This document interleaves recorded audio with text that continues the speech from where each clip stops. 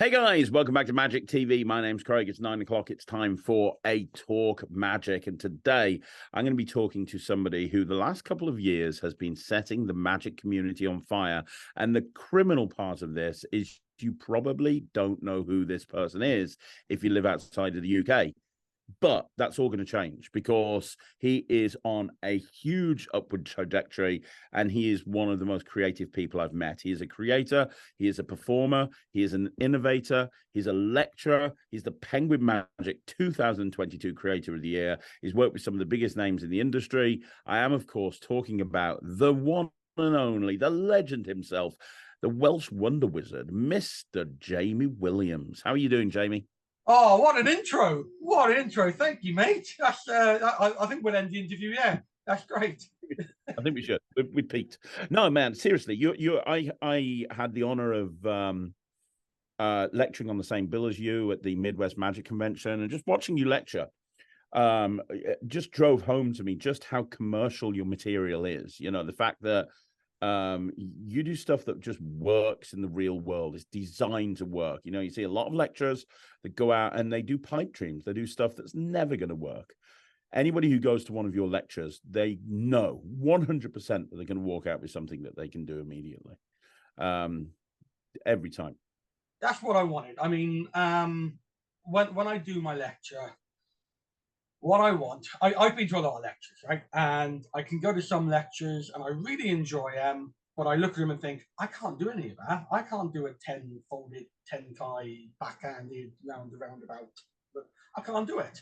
And if I can do it, I'm working in the real world. I don't have time to reset and take 50 seconds or a minute to move this over here and do. I can't do it, mate. So when I perform at any of my events, the magic I do has got to be, obviously it's got to wow people. That goes without saying, but it's got to be something that I know I can do. It's not going to like be difficult to do, and I can literally do it to one person, turn around and do it to another person. So when I do my lecture, when I come up with my magic, no matter what it is, whether it's sticker kicker, star draw, celebrity, or my new effect movie quiz, every effect has got to be so anybody can do it, regardless of their ability, because that's what magic should be. Magic should be for everybody.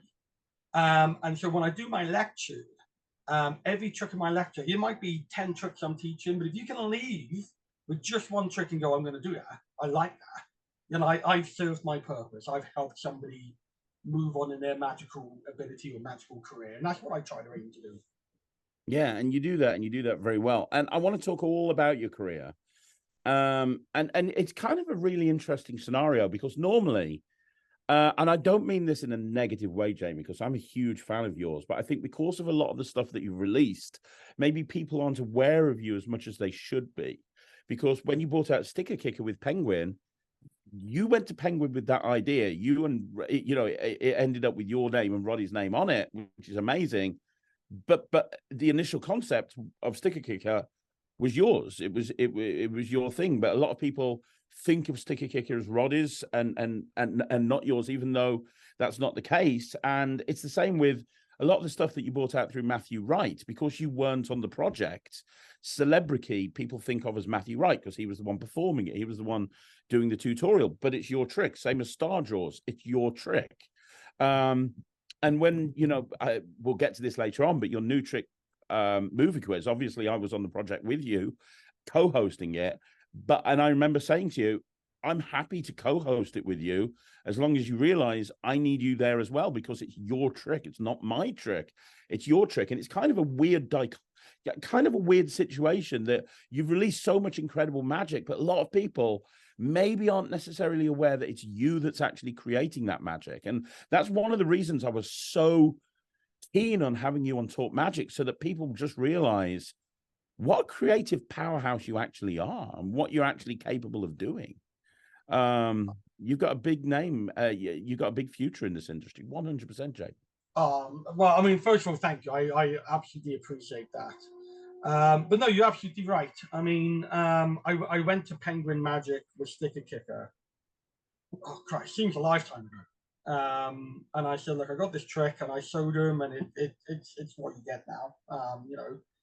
and they brought it off for me, and they kept it for a long, long time. And I think what they wanted to do was, and what I wanted to do is when it was released, we wanted to make sure that the stickers were reusable. That people weren't just gonna have to keep buying them. So we were waiting and waiting and waiting. And when it got released, Roddy's name was put on it. Now I love Roddy. Roddy's one of my closest friends in Magic.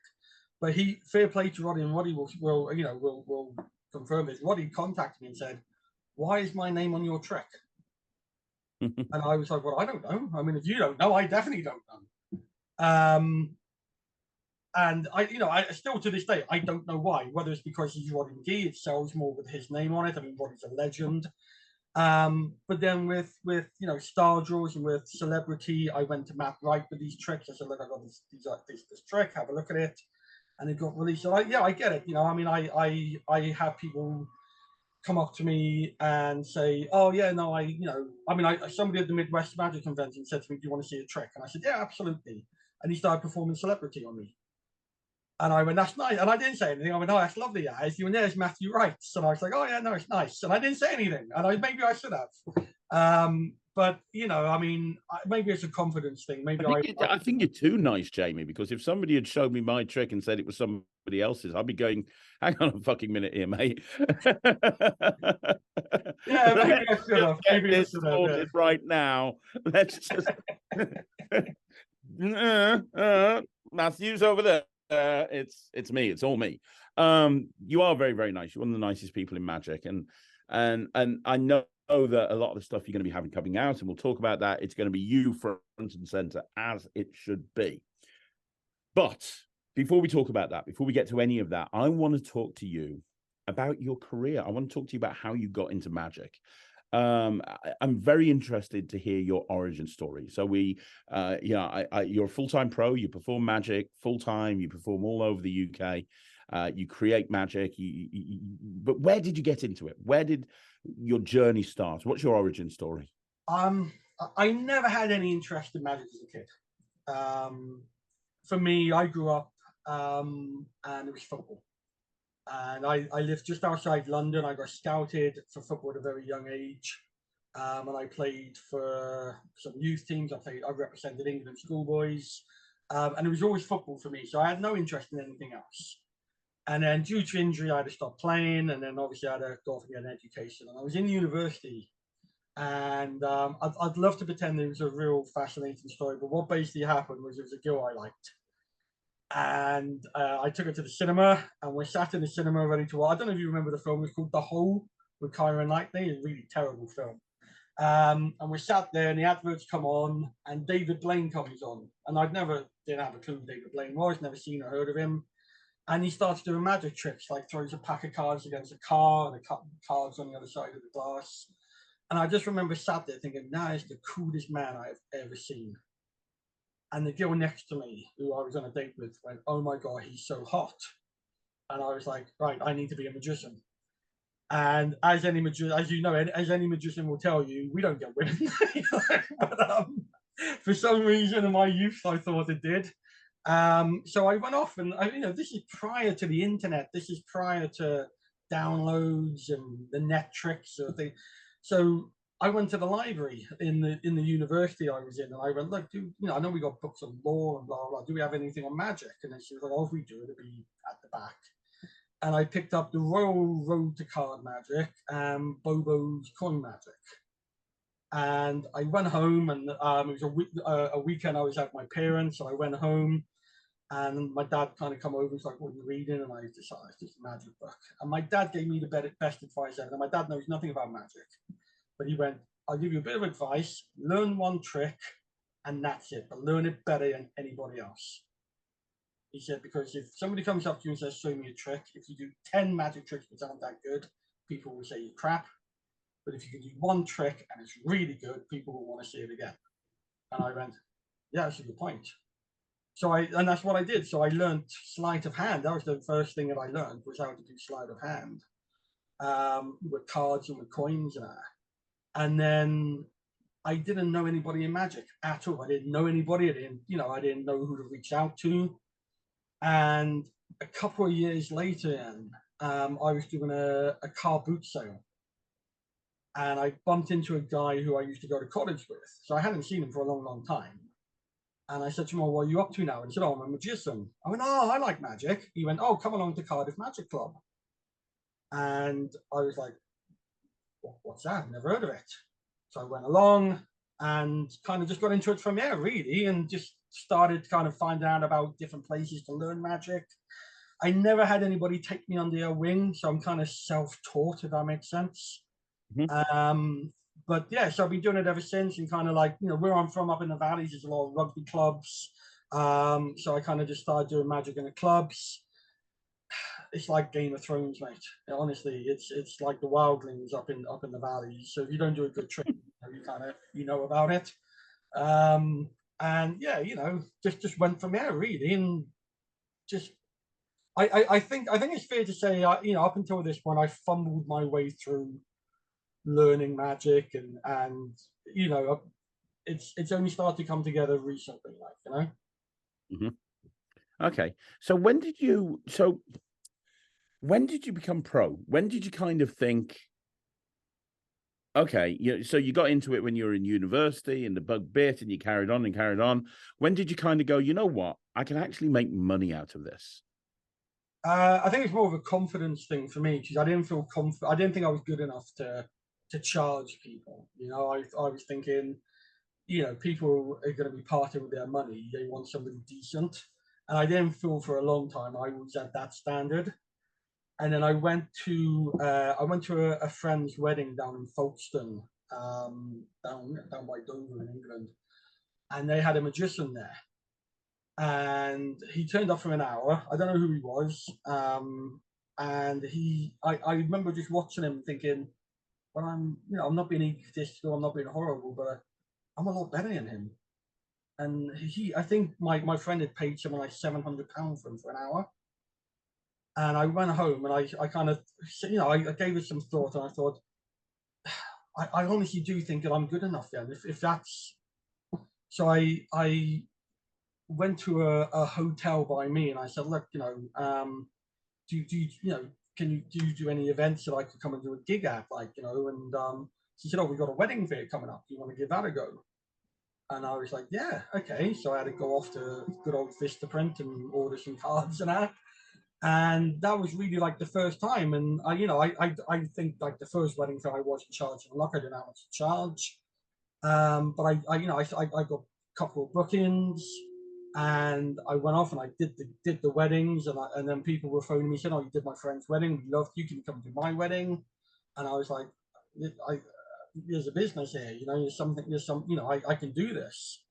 And it was just, I think it kind of started from there, like, you know, it was once I got my confidence to be like, look, you can do this. You are good enough. And I think, you know, I think probably anybody watching this can probably associate with that in some degree. And then once I got there, it was a case of not looking back then, like, you know. That's great. So before we carry on, actually, let me ask you one question. So when did you turn pro? How many years ago did you decide to actually? What am I known for? I think about 12 years ago now. About 12 years ago. So for anybody who, you know, I get a lot of questions on this channel all the time.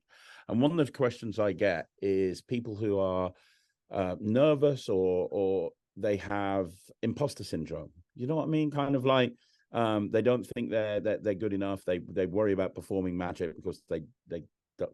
Kind of very similar to what you said.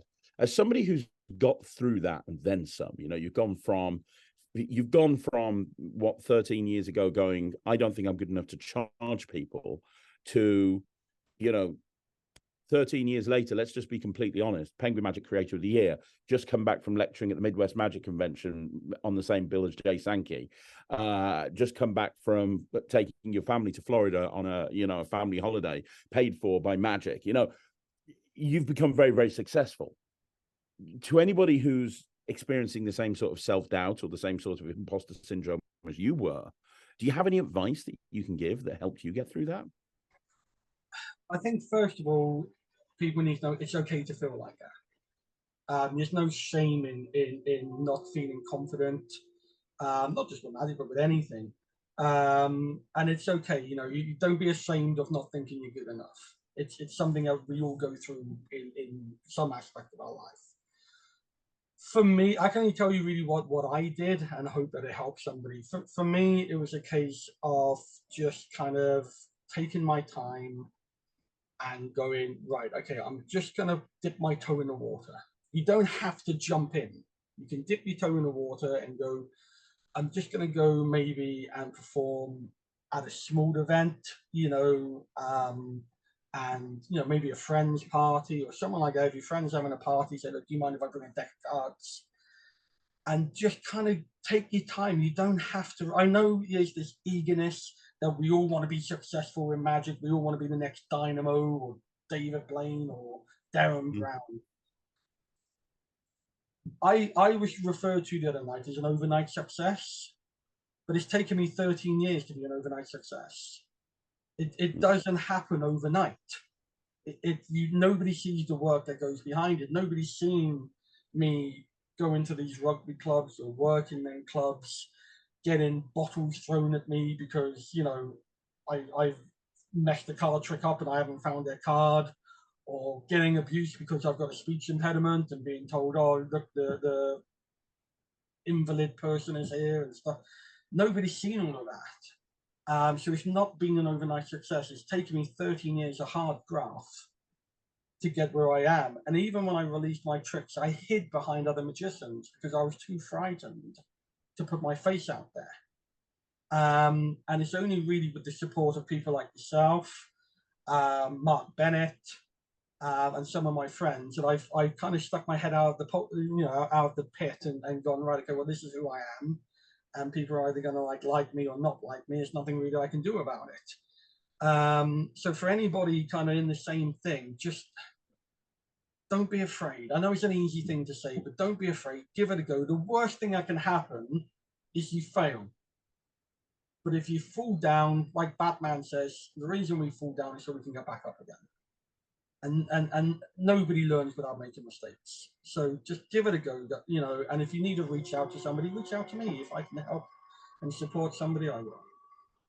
That's fantastic. And again, more proof of you being the nicest guy in Magic. That's great.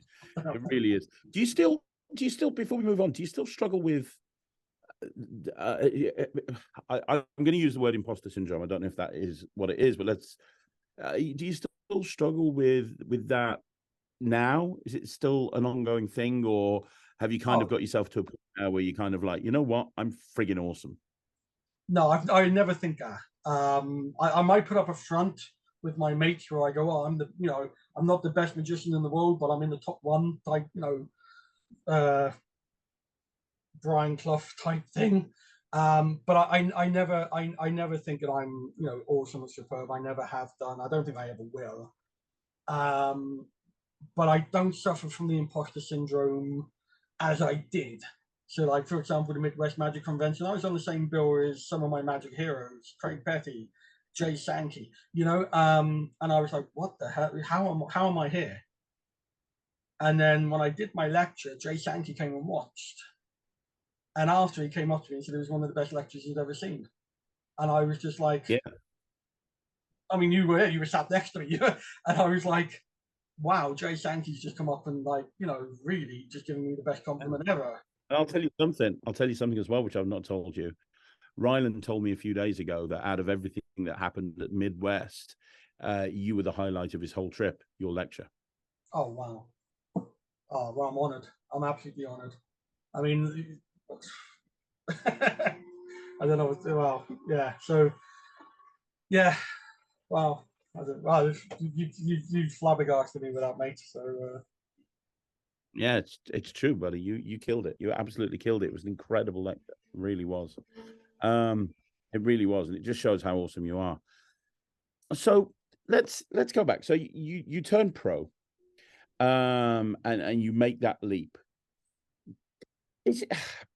I want to ask you a question about something else as well. Actually, when you made that leap to going full-time pro, Was that a difficult decision to do? Because the other question I get on this channel all the time is, hey, I'm a hobbyist or I'm a semi-professional or I'm an amateur and I want to do this for a living. When do I think is the right time to go and make that leap? Because it's a scary thing. Because you go from, let's say you've got a job, you go from being in a job where you have job security, you have a pension, you have sick pay, you have money coming in every single month to, well, now I'm self-employed. And, if I don't go out and get gigs, I'm not going to have an income. Was it a difficult decision to make? And is there any advice for people that are in that similar sort of situation where they're wanting to go pro, but they're worried about actually taking that leap? I think if you think it's like buying a house or having children, okay? So you might have a conversation with your partner where you go, look, no, we want to start thinking about children. And the first thing you do is you think of all the negatives. You think of how are we going to afford to do it? Do we have the room to do this? How are we going to find the time because I'm working and blah, blah, blah, blah, blah, blah. And the more you think about it, the more obstacles you throw in the way. And I think, the only advice I can give is, he's an old writer, an old poet. I can't remember the name, but I'll find out. And a young girl wrote this poet a letter and said, I want to be a writer, but I don't know if I can be a writer. I don't know if I'm good enough. I don't know if I'm confident enough to be a writer. And this professional writer, poet, wrote back to this young girl and said, if you wake up and all you can do is think about writing, then you're a writer. And I think it's the same thing with magic. If you wake up and all you can think about is magic, you're meant to be a magician. And therefore, it's down to you to go, right, I'm going to do it. Life is very, very short, very short. And if we wait and we take our time, it goes by before we've even noticed. And the one thing I don't want to do is look back and go, I wish I'd done that. I'd rather look back and go, I did that. I kind of messed it up, but at least I gave it a try. And that's the only advice I can give people is to say, if you believe you're meant to be a full-time magician, then you are a full-time magician. You go out and you do it. Mm. That's great advice. That really, really is. And you do primarily close-up magic, don't you, Jamie? You're not really a stage performer. We do primarily close-up magic. So you become a full-time pro 12 years ago. At what point did you kind of say to yourself, I want to start creating my magic as well. I don't want to just go out there and perform it. I want to create it. And where did that come from? What made you kind of go down that route? And was initially were you creating magic for yourself to perform to your audiences? Or did you kind of have in your mind, you know what? I want to actually produce magic. I want to work with Penguin. I want to work with this company. I want to work with that company. I want to lecture. I want to share my magic with the community. Where did that journey come about? Because thousands, tens of thousands of magicians, lots of people perform magic. Very few people create. You're in a very small percentage. So what made you kind of go down that route? For me, I wanted to do magic for me. I was doing events, I was doing weddings, and I'd have, you take out a deck of cards and somebody goes, oh, I've seen this one. And you're like, well, I haven't even taken the cards out of the box yet. How have you seen it? And then I was turning up at weddings and people were going, oh, we had a magician here last week. He put my ring on the keys. Or I had a magician here last week and he put these balls in my hand, or he put the card in my hand and it was a block of ice. And I was like, right, okay, well, they're kind of the tricks that, every magician seems to be doing at the moment. And I wanted to do it so that when I turned up at a gig, I could do a trick and they wouldn't have seen it before. They may think they know where the trick is going, but then something happens, like, oh, I haven't seen that one before. And obviously, if you're at a wedding, you get photographers as well, and they tell you about a magician they worked with yesterday or the day before. And I thought, well, maybe it was the ego in me, but I wanted to kind of do it so that even the photographers would go, I haven't seen that one before. So that's how it started. And it started with just trying to come up with an idea or a trick where I could do it and they wouldn't have a clue. So one of the first things I ever came up with was I think I called sticky tie. And what I did is I got a little bit of metal, like a shim, and I put it inside my tie. and then I would literally just take a PK ring, do a bit of like manipulation with a ring, and then just chuck it at the back of my tie so it stuck and made it look like it vanished. Mm. And that was one of I don't know what I'm doing that for, but that was one of the first things that I ever came up with. And then it kind of grew from there, where I would like I mean like the little tag like a loop on the back of the tie. I kind of like changed so I could lend their ring and put it on the loop. So when somebody said to me, "Oh, a magician made my ring go to his keys," I go, "Let me have a look." So he did. What? Oh, hang on, where's it gone? And then it was on my tie. I go, well, I can't get it to my keys, but it's on my tie, and it was just different. And then sticker kicker was really the first thing I kind of came up with. But again, there was never any intention for it to go to a company, because I didn't know how to do it. Is the honest truth. I didn't know how to reach out to somebody or anything like that. Mm. And it was kind of thanks to Roddy McGee and Dave Forrest, because I put on Facebook, "Oh, Blackpool Magic Convention, I might go. Is anybody else going?" And fair play to Dave Forrest, he reached out to me and said, "Mate, if you haven't got anybody to go to Blackpool with, you're welcome to come and hang out with us. If you want to help out on the stall, you're more than welcome to. I know you're a good performer, blah, blah, blah. Let me know." So I was like, "Oh, yeah, okay, I'll do it." Yes. And I hung out with Dave Forrest. He introduced me to Roddy McGee. It was the first time I met Roddy McGee. And I just told him, we were sat in the Ruskin, and Roddy said, "Oh, come on in, show me your trick." And I showed him sticker kicker. And he went, "Whose trick is that?" And I went, "It's mine." And he went, "Oh, I like that." And it was left at that. Nothing else was said. And then a while after, he messaged me on Facebook, like we've become friends on Facebook, and he said, "You still do that sticker trick?" And I said, "Yeah." He said, "Well," he said, "I'm now working for Penguin and we'd be interested in it." And that was really the start of it, really. It wasn't a case of me reaching out to Penguin, it was Roddy McGee. And then kind of from there, it just, people contact me and say, "Oh, I've seen your trick. What else have you got? We might be interested." And it kind of grew from there, to be honest with you. That's a very unusual path for a creator to take, because normally, when people want to become a creator, they're putting stuff out there in magazines, sending it off to companies, getting letters saying, or emails saying, "No, sorry, this isn't for us," getting a lot of rejection, a lot of doors slammed in their face. And occasionally, eventually, you get that company that says yes, and that's your big break. And then hopefully you can capitalize on that. What we have here is almost a kind of a accidental creator. It's kind of like not that you've created it accidentally, you've created the trick. You should be very proud of Sticker Kicker. It's 2022 Penguin Magic Creator, Trick of the Year. It beat Keymaster, you bastard. It's amazing, and it should, and you should be so proud of it.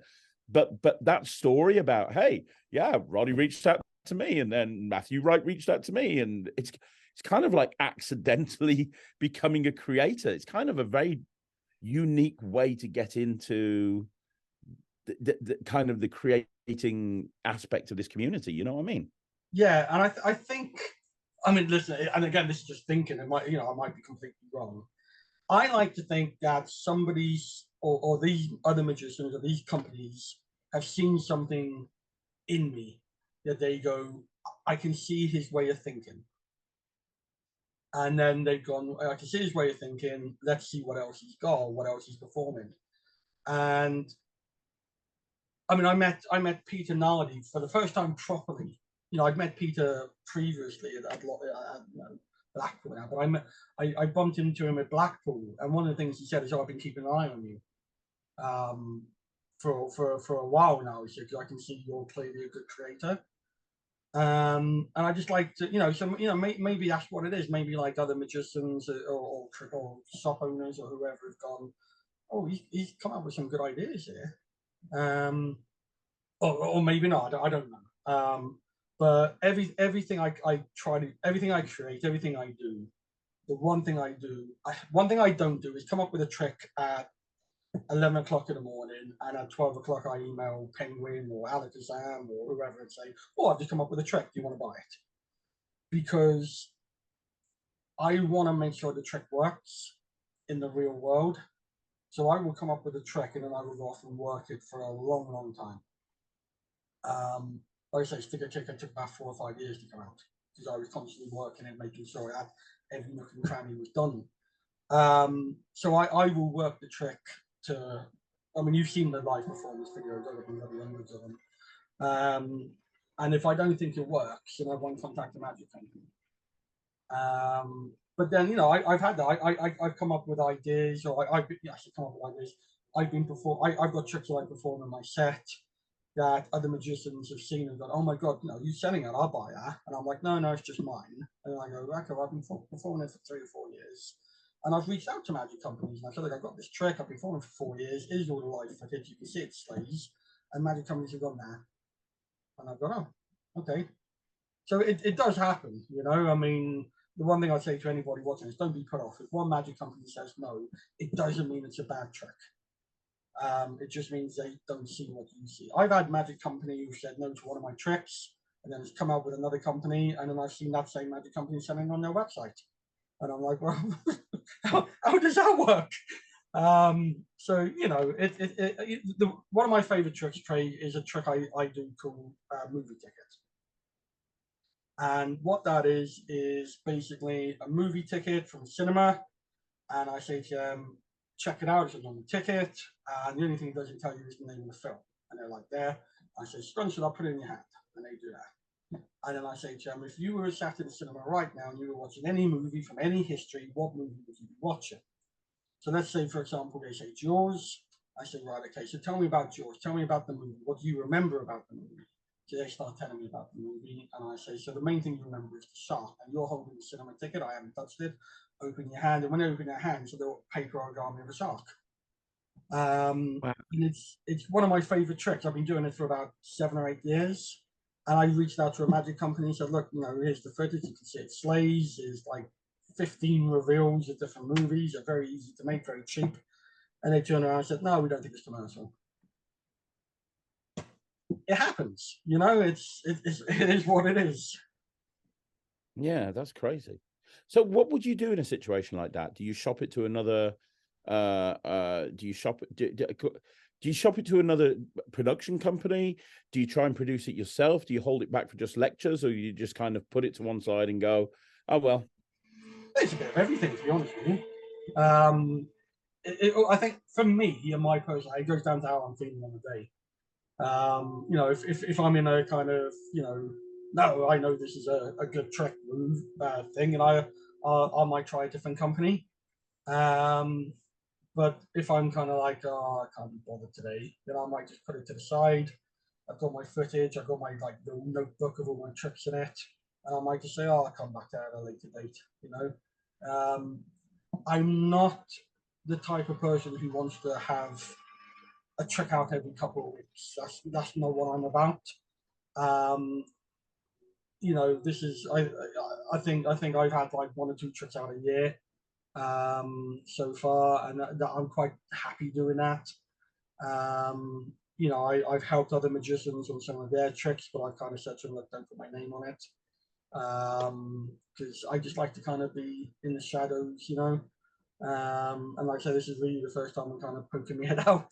Yeah, you have always been in the shadows, but at the same time, you must want to have a name within the magic community, because you lecture, you know, you went to the, you know, like I said, again, I'll reiterate, I saw you at the Midwest Magic Convention.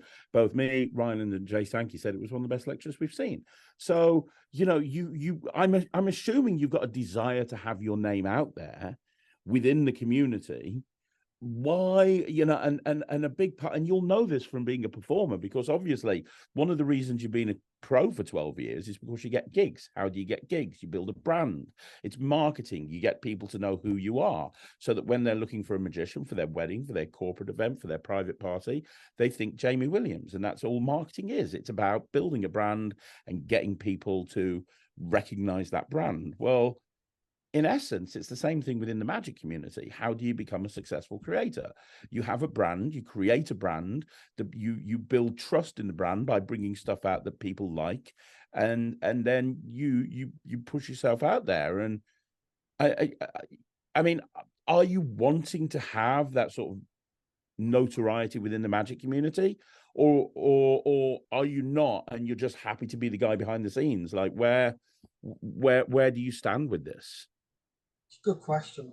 I honestly don't know. If I'm being completely honest, I don't know. I mean, it's nice to be to have people say nice things about you. It's nice to be recognised, and it's nice to kind of get the credit for things. But on the other hand, I'm never going to have my own TV show. I don't have the face or the voice for it. So I'm quite happy just being in the background advising or something like that. So no, I honestly don't know. So it's a brilliant question. I wish I knew the answer, but yeah, it's nice to kind of see, when I've had people like message me on social media saying, oh, hi Jamie, I just let you know I use sticker ticker or this trick or that trick, and I absolutely love it. Yeah, it's wonderful to have. It's very humbling. But do I want to be the guy on stage taking the bows? Probably not. But then on the other hand, if somebody contacted me and said, "Look, you want to come have your own TV show?" I'd probably be like, "Well, I'll pay my mortgage and I'll do it." So I don't know. I don't know if I think it's probably because I've never been in that situation that maybe I feel a little bit kind of apprehensive about doing it. It is scary. I mean, Craig, it's scary putting yourself out there because the more they build you up, the more they can knock you down. And maybe I'm just wary about I don't know, maybe I'm a bit of a chicken. I honestly don't know, mate. No, you're not a chicken, not by any stretch of the imagination. Like I say, you have such a big name within this community already, which is incredible. And you've only just got started. Like the first thing that came out was in 2021, maybe something. Yeah, yeah. So you've only been creating magic for 2 years, and a lot of people don't know if they've not created magic. But one of the things that's most frustrating about being a creator, at least from my point of view, I don't know if you agree, is how long it takes for everything to happen. How long it takes, Yeah. it's frustrating. You have the idea for a trick, and you've got this trick, and it's like, oh my god, this is perfect. It's like Penguin had the trick, and then it was years later that it came out, and that is something that's a very frustrating part of creating. And yet, in 2 years, everybody knows who you are. Oh, I don't know about that. But no, you're right. I mean, I think poor Sean Dunn at Penguin. I think I've apologized to him about a billion times because I was bugging the hell out of him saying, look, I signed the contract, you brought me trick, what the hell is going on? And because I didn't know how it worked, I was probably the most annoying person he's ever had to deal with. Oh no, he's dealt with me. He's dealt with me. But I mean, I've since apologized. But it's a learning process for me as well, like learning how all this is done. I've been very lucky. My new trick movie quiz with Mark Bennett, that Mark Bennett has produced. This is my new trick out. That's happened really quickly. Like I showed Mark the trick, and boom, it's out there now. That's probably the quickest turnover of a trick I've done so far. Well, let's talk about that. Let's talk about movie quiz, because obviously you first brought out that this is your 4th commercial release. Am I correct in saying that? Having seen your lecture, I know there's a lot of stuff that you have as well that's specifically just for lectures. There's a lot of material that you have that you're only going to see if they go to a lecture. But in terms of available through magic shops, first was Sticker Kicker, then was Celebrity through Matthew Wright, then was Star Tours, yeah, again through Matthew Wright. So this is the 4th trick, the 2nd trick of 2023, the 4th trick so far. And this is the first one that you've bought out that you're actually on the project, which is amazing. I'm so excited. This is great. And I'm very honored to be your co-host and have the honor of actually sharing, sharing the screen with you, being the person that introduced you and watching you, explain this frankly very, very commercial piece of magic and mentalism. Yeah, it was quite funny because I said showed Mark it, and Mark was like, well, we're going Craig, I've asked Craig And I was like, brilliant, brilliant. Just like, let me know when it comes out. And he went, no, no, no, no, no, no. You're going to be on it. And I was like, no, no, I don't do that. And he went, no, you're going to be on it. You're going to be sat next to Craig. You're going to, it's your trick. He said, you're not hiding behind me. You're not hiding behind Craig. It's your trick. Get your face out there. And Mark's such a good guy. I love Mark to bits. I've known Mark since, oh, Christ, years ago when I used to go to the Illusions bar and do all the gear, like, you know. And so Mark kind of like, you know, pushed me forward on this and said, look, you know, you're going to do it. And I think, and I'm not blowing smoke up your bum or anything, but I think it really helped having you next to me because obviously you're very experienced. And I think had it just been me, I probably would have crumbled. Not at all. Not at all. You were great. You were fantastic. You presented everything very, very clearly. I was just there to make sure it went, you know, it carried on moving in the right direction and to throw a couple of extra bonus ideas in there. I mean, I'm really excited about the trick. It's, okay, it's my trick, but it is such a good trick. It's such an amazing trick. I haven't been this excited about a trick for a long, long time. It's easy to do. Anybody can do it, regardless of your level. It's easy to do. It plays well. Whether you know, if you go to a gig and there's 10 people at the table and you need attention, this is the one to do it. But on the same hand, you can just sit there at a table 1-to-1 or 2-to-1 or whatever, and you can entertain them for 10, 15, 20 minutes with just one deck of cards. You got 50, I've got it by here, you got 58 cards in the deck. There's 3 revelations, so you're not just stuck to one revelation. You can perform this, and if they turn around and say, sorry, it's a trick again, you can get no props and deal with a completely new revelation. And it's, you know, as long as you can put your hand in your pocket, you can do the trick. That's really how easy it is. Yeah. And I know there's magicians out there. Obviously, I perform this. I know Mark Bennett is performing it. Daniel Chard's performing it. Rich Relish is performing it. Lord Harry is performing it. So there's magicians out there, real workers, very, very like experienced magicians who are performing this at every gig they do. So I think once word gets out on this trick, I think this is going to be probably one of my most popular tricks, if not my most popular trick. I'd agree with that. I'd agree with that. Yeah, it's fantastic. And you should be very proud of it. And it's available now through all good magic dealers, and even the bad ones stack it. So everyone's got the trick, which is great. So what from a creativity point of view, what do you have other things that you're working on now? You've taken, I suppose I've got 2 questions. The first question is, what are you actively working on? Other routines? Actually, I've got 3 questions. So the first question is, are you actively working on other routines, other tricks, other projects, other effects that are going to be coming and seeing the market at some point? Second of all, now that you've been on camera and it's been you, is that something that you want to actually do again? You know, and are you wanting to be the face of any future projects? And thirdly, what other companies would you like to work with? You've worked with MB Magic, you've worked with Matthew Wright, you've worked with obviously Penguin. Are there any other kind of companies that you want to work with moving forward, or are you wanting to release magic through yourself and self-publish? I'm really interested in knowing all of this. So I've got a number of effects that I'm working on. At the moment, I've got one that I know I'm actually working on with Mark again. It's an effect called Subtle, and it's a mentalism routine. And what I found, I don't want to give too much away, but what I found with mentalism, and what really grinds my gears to a certain extent, is when somebody says to somebody, "Oh, you're thinking of, just for example, the Jack of Hearts, and look, here's the Jack of Hearts. I influenced you," and it's like a 50-foot poster of the Jack of Hearts or something stupid like that. It's like, I'm pretty sure they would have noticed that, like, you know. And I thought, wouldn't it be nice if it was really subtle, where you can actually say, well, look, you've been holding that the whole time. Have a look at what you've been holding, and only through kind of going, oh my God, I didn't even notice that. Then you can talk about subliminal influencing and really kind of drive home the psychological aspect of it. So I'm working on something with Mark Bennett with that, and we're hoping to have it out by Blackpool. There's a couple of things that I'm working on as well that I have been working on, but I haven't kind of reached out to anybody with them yet.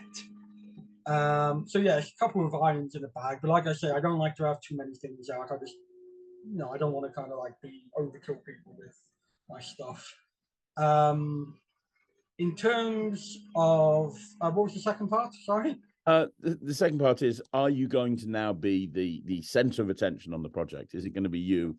Because I really do think more people need to know who you are, and I think that the days of letting other people do your project should be over. I think that you should be the person taking center stage. I mean, this is something that people keep telling me, keep saying to me. So I think maybe I need to heed their advice. I need to heed your advice and Mark's advice and other people's advice. And maybe just kind of put myself out there a little bit more. I do my lectures, but that's only because I like to share magic. I like to, I like to help people. So yeah, listen, if you're Dynamo or if you're, a TV creator or producer and you want a chubby, middle-aged, overweight, balding guy, I'm your man. But in terms of working with magic companies, yeah, I mean, I'd love to work with Alec Sam. I'm a big fan of Alec Sam and the magic they produce. People keep telling me that my magic is perfect for Alec Sam with like the style and that. So yeah, it's something I like. I like Peter. I like Harry. So I'd love to work with Alec Sam. And there's lots of magic companies I'd like to work with. But it just depends, I mean, if you're interested, then great. We'll see how it goes. That's great. That's fantastic. I mean, wow. Let me ask you one more question. Well, a couple more questions, but this sprung to mind as I was speaking to you. You love performing. I can tell you love magic, period. You love magic. But you love performing and you love creating magic. What's more important to you? So let me give you a hypothetical situation. You get an opportunity to work full-time for Murphy's Magic or Penguin Magic, just sitting there creating magic like Lloyd Barnes does, but you can't perform anymore because you're creating magic full-time and working with other creators. So you have to give up performing. Or you get a Vegas contract. You get a chance to headline your own show in Vegas, or you get a residency somewhere. And unfortunately, because you're so busy performing in this incredibly high profile situation, you don't have time to go through the process of creating magic, which, as you know, is a long process. Which one is it? Good question. Because both. The reason I ask you is you're good at both. A lot of creators, and I want to be serious here, a lot of creators just create, and there's nothing wrong with that. There's nothing wrong with that. But a lot of creators don't just create; they don't perform. Lloyd's my best friend in the world. He's never performed a gig in his life. Chris James, who I consider to be an excellent creator, doesn't perform. There's a lot of people out there that create and don't perform. You're one of the few creators. And a lot of performers don't create. You see a lot of full-time pros. They go out and they do their thing, but you're never going to see them release a magic trick. There's a very few small group of people that perform and create, and you're in that bubble. Yeah, I think I'd love to be headline in Vegas or just a backup in Vegas, to be honest with you. Because I mean, how awesome would that be? Like, just going out there. Yeah, that would be a dream come true. But on the other hand, if somebody like Murphy's or Penguin contacted me and said, "Look, we've seen what you can do. Do you want a job creating magic for us?" Yeah, that'd be a dream come true as well. So I don't know. I don't know which one I'd prefer, but both sound good. I suppose, again, going back to what I said earlier, the only thing about I think with either of them you can kind of be trolled online. You probably can be trolled online more if you're out there performing with your faces out there than if you're kind of like behind the scenes. But then again, you just kind of I don't know, do you just ignore it? I don't know. But yeah, I mean, Vegas, creating, anybody wants to give me a job, I'm listening. That's awesome. That's hilarious. And one final question. What is left on your magical bucket list that you want to achieve? Because again, the last 2 years you've come from nowhere. And I don't want to go through all your accomplishments again, but considering like a lot of people maybe aren't aware who you are, you've accomplished so much in these last 2 years. More than most creators could ever dream of. A lot of creators, they bring one good trick out and that's it, and then they live off that forever. You've brought out a bunch of stuff and you're working on new material all the time. Like, you've done great in 2 years. You know, a lot of people, if you ask them, would you like to have this level of success and notoriety within the magic community, they'd be like, hell yeah, 100%. And you've just got started, like I say, just 2 years. This is where you're at. It's amazing. What is left magical bucket list? What stuff do you want to hit? What do you want to do? It's been quite surreal, like you say. I mean, to have a trick out in the public domain with a major company is, hey, I've done the Mifflin on my one here as well. There you go. I got loads of them. I can't help it. I just got so many. Oh, huge fan of The Office. Oh, I love it. I just come back from Florida, like you say, and I just brought so many T-shirts and cups and everything on it. Sorry, off the subject. Okay. Yeah, it's been surreal. It's been a surreal thing to have a trick out with like with Penguin. Was just like, wow, I've got a trick, and then it kind of went into the top 10. I think it was a #1 for a while, and I was like, wow, is this really happening? And then I had an email to say, oh, you've been nominated for Trick of the Year, and I was like, really? And then when it won, I was like, this is fucking mind up. This, like when I saw who I was up against, I was like, really? Wow. I was happy. I love the trick, don't get me wrong, but things like that don't happen to me, And then like I've had other tricks come out, and so far I've been, I don't know whether I've been lucky. I say I've been lucky because every trick that's come out has had really good reviews. I haven't brought a trick out yet, touch wood, but people have gone, oh my god, what made them bring this out? So I've been very, very lucky with that respect. I've lectured, I've lectured at the Magic Circle, I've lectured at, up and down the country. I've done Midwest Magic Convention with yourself and with Jay Sankey. And then to have people like yourself, Ryland and Jay Sankey and other magicians come up to me to say like how much they love my magic, but like how much they love my lecture now. It's been surreal. It's been very humbling, and kind of like pinch myself to wake up type stuff. Moving forward, I had no interest in being on TV or anything like that. But then kind of like speaking to yourself and speaking to Ryland about Britain's Got Talent, America's Got Talent, I'm like, yeah, I don't know whether there's a part of me that wants to give it a go, but then there's a part of me that's kind of like, oh, I don't know if I got the confidence enough to do it. And yeah, I don't know, maybe if I can work with like, I don't know, like the pipe dream is to work with somebody like Dan Brown or Dynamo or Chris Angel. Or it's never going to happen, but if you're going to have a dream, you might as well dream big, isn't it? Yeah. What's the point of having a dream if you ain't going to like go OTT? So I think that would be the dream, but I think realistically, it's just to get more magic out there, and just hopefully people like what I do. I think that's it, really. That's great. That's great. There's absolutely. I think you can hit that and then some, 100%, Jamie. And believe it or not, I'm fairly confident that you're an inspiration to a lot of people out there, because there's a lot of magicians that, like I said at the very beginning of this interview, there's a lot of people that come into this industry that struggle with imposter syndrome. They want to perform, they want to go out there, they want to do that, and they struggle. They think that they aren't ever going to be able to. It's why so many people learn magic and never go out and perform it. And this is something that you've struggled with, and yet for the last 12 years have made a very good living being a full-time magician.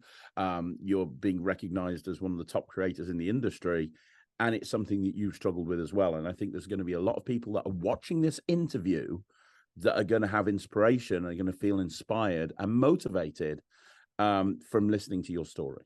I really do. Oh, well, I hope so. I mean, if it helps just one person, then that's a good thing, and like, but whoever you are, if you're watching this, just you're good enough. Don't ever let anybody tell you you're not. Just the only thing you need to do is believe in yourself. If you can do that, then you can make anything happen. That's amazing. That's really good. So, real talk before we finish this interview. Real talk. Jay Sankey has told you that your lecture is one of the best that he's ever seen. If people are watching this and want to book you for a lecture for their club, or they want to book you for a lecture for their convention, how do they do that? How do people reach out to you, Jamie? So they can contact me via social media. So I'm on Facebook. I'll probably be commenting on this once the video's out. But yeah, you can find me on social media, Jamie Williams, Jamie Williams Magic. My website is www.jamiewilliamsmagic.com. So just reach out to me if I can do anything. Then I'm more than happy.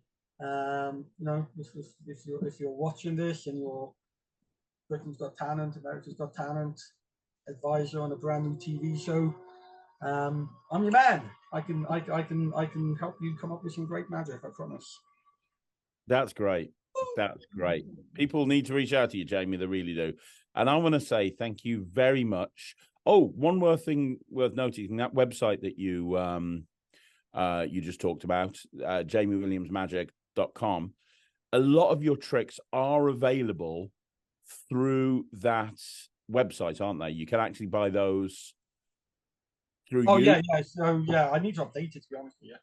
But yeah, my effect you can buy through myself as well. Yeah, absolutely. And there's other stuff on there that we haven't talked about that's unique to you as well. Obviously, sticker kickers on there, refills for sticker kickers on there, celebrities on there, all that fun stuff. But also, there's a bunch of other routines and ideas and concepts on there as well that are worth looking at. Yeah. Oh yeah, I know. Yeah, well, reasonably. I sound like a Delvo trotter here, but low price, come along. I won't do you wrong. But that's some great stuff on there. And like I say, everything of mine is easy to do. It's a real worker, very visual. Whether you're a beginner in magic or whether you're a professional, you're going to find something in my magic to keep you happy, basically. Amazing. Jamie, I want to say thank you so much for coming on the channel. Thank you so much for doing everything that you do in the magic community, and congratulations on all of your success and all the success that you're going to have in the future. I'm sure I'll speak to you before, but if not, I will definitely see you at Blackpool. Spoiler for anybody that's watching this, Jamie Williams is going to be at the Blackpool Magic Convention, and you're going to be demonstrating on the MB Magic dealer booth, aren't you? So you're going to be there with Mark Bennett, performing movie quiz, your brand new trick, maybe something else that might be coming out at Blackpool through you and MB Magic as well. Yeah, I found out about this about an hour ago when we were chatting with Mark. And Mark said, "Yeah, Jamie, you're coming to Blackpool, you're working on my store." And I was like, "Oh, okay." So yeah, at the moment I'm going to be at Blackpool, going to be at Mark's store, MB Magic. Obviously, I'll be doing movie quiz, my brand new effect. Buy it, it's amazing. And hopefully we'll have one or two other things out. Mark's going to have some great stuff on the store as well. The sweetie trick, I'm a big fan of, so I'm going to probably try to help out demo but yeah, come along, come to Blackpool, come and say hello. I'd be lovely to meet everybody. That's amazing. Jamie, thank you so much for coming on Magic TV. You rock. I want everybody to do me a favor. Leave a comment down below. Let Jamie know what you thought of the interview. More importantly, don't forget to hit him up on social media. Go check his shop out on his website. And if you are looking for a lecture, go and speak to Jamie. His lecture is absolutely brilliant. But Jamie, thank you so much one more time on behalf of everyone that's watched this interview. I really appreciate you coming on Magic TV. Thank you so much for having me, man. Thank you so much. You're more than welcome, man. Guys, like I said, leave a comment down below. Go buy Movie Quiz. It's absolutely fantastic. It's available from all good magic dealers, and also Jamie's website, the MB Magic website. And I will be back again tomorrow with a bunch of videos like I do every single day. So I'll see you again soon. On behalf of Jamie Williams, my name's Craig Petty. Thank you very much for watching, and this was Magic TV.